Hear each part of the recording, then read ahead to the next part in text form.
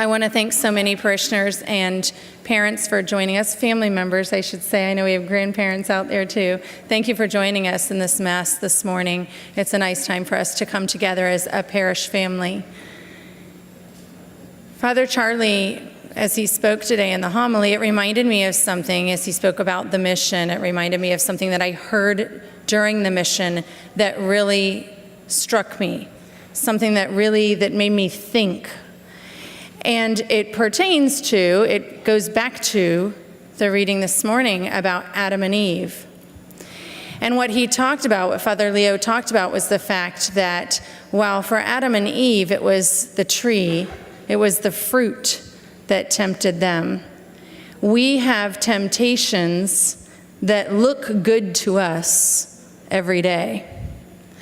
We have things that come our way that make us think, that might be something I want to do.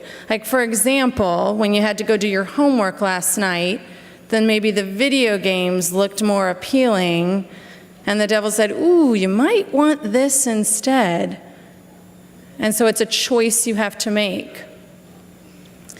Or that during the day, when there are some people being unkind to someone, and it seems funny, that you join in with that.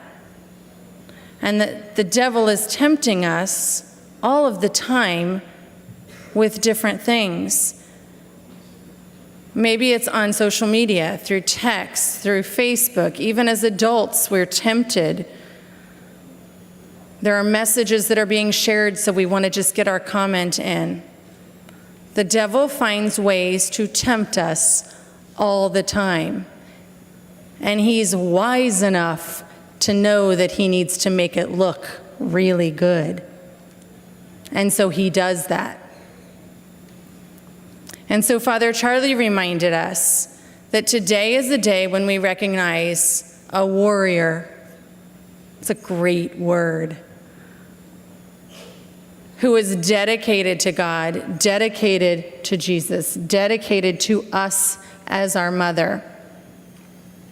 And so she is a constant reminder that we can turn to her as that example, and that while they were fed differently and tempted, Adam and Eve were, that every time we come here together as a family, that we are nourished by that same ability to be warriors, to say no to those temptations.